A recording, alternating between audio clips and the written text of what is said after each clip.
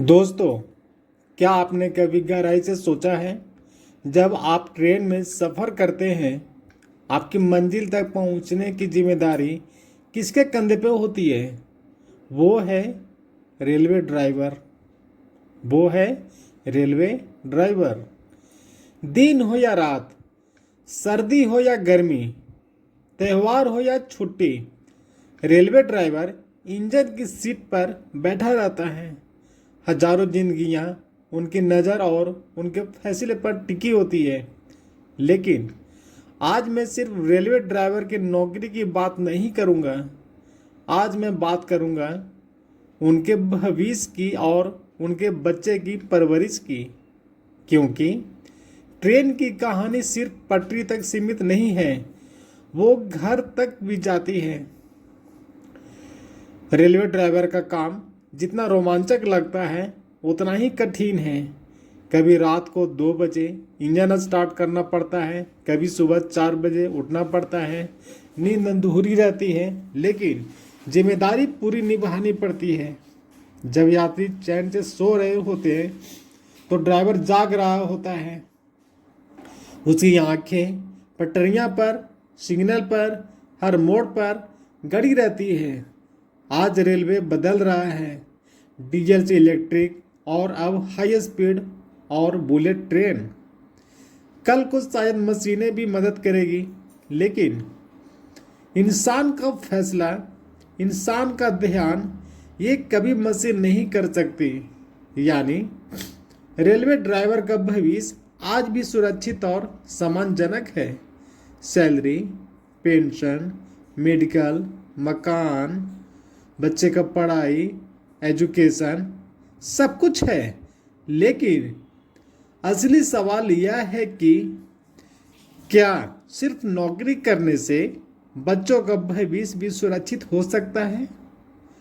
फिर मैं रिपीट करता हूँ, क्या सिर्फ नौकरी करने से बच्चों का भविष्य की सुरक्षित हो सकता है?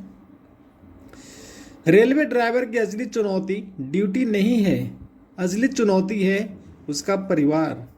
बच्चे अक्सर पूछते हैं, पापा कब आओगे? पापा कब आओगे? पत्नी अकेले बच्चों को पालती है, पढ़ाई का ध्यान रखती है, घर भी संभालती है, बाजार जाती है, सब्जी लाती है, राशन लाती है, शादी में जाती है, बर्थडे में जाती है, बच्चे के स्कूल जाती है, पीटीएम में जाती है। त्योहारों पर पापा नहीं होते, जन्मदिन पर नहीं होते, स्कूल के प्रोग्राम में भी नहीं होते। पापा कब आओगे? पापा कब आओगे? ये अकेलापन बच्चों के मन पर अक्सर असर डालता है। अगर सही निगरानी न मिले तो बच्चे गलत रास्ते पर जा सकते हैं। मोबाइल, टीवी, गलत दोस्त, ये सब बच्चों की ज़िंदगी की पटरी बदल सकते हैं।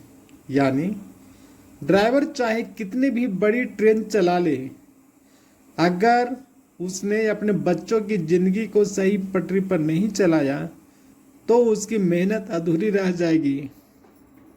दोस्तों, बच्चे बिगड़ते क्यों हैं? पहला कारण है माता पिता के पास समय की कमी। माता पिता अक्सर हैं वो अपने काम में लगे रहते हैं। दूसरा कारण है माता पिता का गलत व्यवहार। अक्सर देखा गया है घर में कि माता पिता आपस में झगड़ा करते रहते हैं, एक दूसरे का ताना देते रहते हैं, एक दूसरे के बुराई निकालते रहते हैं, और ये सब बच्चे के ऊपर बहुत ज़्यादा असर डालता है। जिसका कारण है बच्चा अक्सर गलत रास्ता अपना लेते हैं, वो जिद्दी हो जाते हैं, माता पिता का बात को नहीं सुनते हैं और वो अपनी दुनिया में खोए रहते हैं। तीसरा सबसे बड़ा कारण है मोबाइल और इंटरनेट का नशा। आजकल माता पिता के पास समय नहीं है, बिजी हैं, व्यस्त हैं, तो बच्चे को आराम से माता पिता मोबाइल पकड़ा देते हैं और बच्चे भी उस मोबाइल में, इंटरनेट में खो जाते हैं।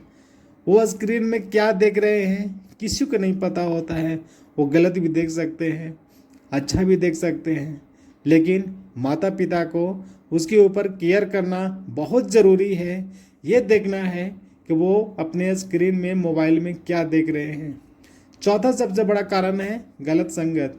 घर में माता पिता नहीं रहने के कारण वो गलत दोस्तों के साथ संगत में पड़ जाते हैं और उनको अपना ज़्यादा अच्छा समझते हैं और ज़्यादा विश्वासी समझते हैं। नतीजा ये होता है कि बच्चा गलत संगत में पड़ जाता है। तो सावधानी है क्या, उसके लिए क्या करना चाहिए? तो रोज़ आप 15 से 20 मिनट बच्चों को ज़रूर दें, चाहे वीडियो कॉल पर ही क्यों न दें। आपको 15 से 20 मिनट पर डे अपने बच्चों के साथ आपको बात करनी ही है। आप वीडियो कॉल कर सकते हैं, वॉइस कॉल कर सकते हैं। दूसरा है बच्चों से दोस्ती की तरह बात करें। बच्चों से दोस्त की तरह बात करें। अगर आप बच्चों को डराएंगे, डांटेंगे, पीटेंगे तो आपसे बच्चे दूर होते जाएंगे और आपसे ज़्यादा विश्वास अपने गलत जो दोस्त है उसके ऊपर ज़्यादा विश्वास करेंगे। सिर्फ पढ़ाई ही नहीं बल्कि संस्कार और व्यवहार पे भी ध्यान दें। आप बच्चे को पूजा पाठ में लगाइए, मंदिर लेकर जाइए, कहीं मंदिर में कोई प्रोग्राम है वहाँ लेकर के जाइए, अच्छी अच्छी जगह घुमाइए, दिखाइए। बच्चों को सिखाएं कि टेक्नोलॉजी सीखने के लिए है, बर्बाद करने के लिए नहीं। अगर आप मोबाइल दे रहे हैं तो मोबाइल के बारे में आप बताइए कि मोबाइल के क्या क्या फ़ायदे हैं। टेक्नोलॉजी कोई ज़रूरी नहीं है कि बच्चों को बिगाड़ ही देता है, टेक्नोलॉजी बच्चों को अच्छा भी बना सकती। याद रखिए, हम बच्चों को कितनी संपत्ति छोड़कर जाते हैं यह महत्वपूर्ण नहीं है। महत्वपूर्ण यह है कि हम उन्हें कैसी सोच और कैसे संस्कार देकर जाते हैं, ये सबसे बड़ी बात है। रेलवे ड्राइवर की ज़िंदगी हमें एक बड़ी सीख देती है। ट्रेन हम हमेशा पटरी पर चलती है, तभी मंजिल तक पहुंचती है। बच्चों की ज़िंदगी भी वैसे ही है। रेलवे ड्राइवर की ज़िंदगी हमें एक बड़ी सीख देती है। ट्रेन हमेशा पटरी पर चलती है, तभी मंजिल तक पहुंचती है। बच्चों की ज़िंदगी भी वैसे ही है। अगर हम उन्हें संस्कार और अनुशासन की पटरी पर चलाएंगे तो चाहे वो डॉक्टर बने, इंजीनियर बने, आईएएस बने या फिर खुद ड्राइवर बने, सफलता उनकी कदम चूमेगी। ये कहानी सुनिए। एक ड्राइवर का बेटा बड़ा होकर डॉक्टर बना। लोगों ने पूछा, आपके पिता ने आपको क्या दिया? उसने जवाब दिया, मेरे पिता ने मुझे पैसे नहीं दिए, उन्होंने मुझे मेहनत करना, समय की कदर करना और ईमानदार रहना सिखाया। आज मैं जो भी हूँ उन्हीं के वजह से हूँ। दोस्तों, यह असली दौलत है, संस्कार और मूल्य।